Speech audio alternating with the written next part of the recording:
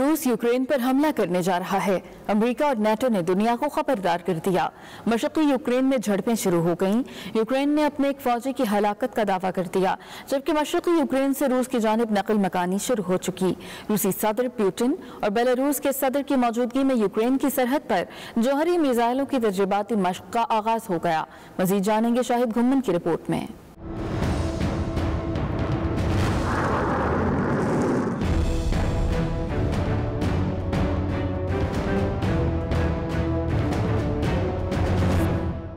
Ukraine में जंगी महाज गरम। रूस नवाज बागियों के साथ झड़पों में यूक्रेन का फौजी हलाक हो गया। यूक्रेन की मिलिट्री कमांड ने तस्दीक कर दी। रूसी सदर ने बेलारूस के साथ जौहरी मिसाइल्स वाली तजर्बाती फौजी मशक का आगाज कर दिया। मशक का मकसद जौहरी हथियारों के हवाले से तैयारी को जांचना था।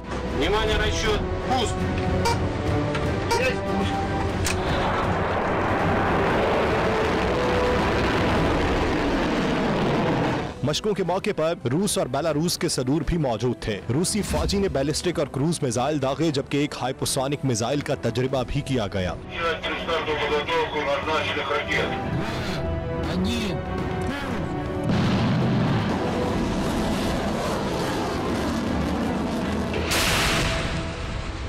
मशरकी यूक्रेन में झड़पों के बायस डॉनबास और डोनेट्स्क से लोगों की नकल मकानी जारी है। 7 लाख के करीब अफराद बसेस के जरिए रूस मुंतकिल हो रहे हैं। रूसी सदर की जानिब से नकल मकानी करने वाले हर शख्स को 10,000 रुबेल देने का ऐलान भी किया गया है। यूक्रेनी फौज की तरफ से ताकत के इस्तेमाल के बाद रूस नवाज अलहदगी पसंद लीडर ने यूक्रेन के खिलाफ अस्करी पेशकदमी का हुक्म दे दिया। डोनेट्स्क की रूस नवाज हुकूमत के रहनुमा डेनिस पोशेलिन ने मिलिट्री मोबिलाइजेशन के हुक्मनामे पर दस्तखत कर दिए।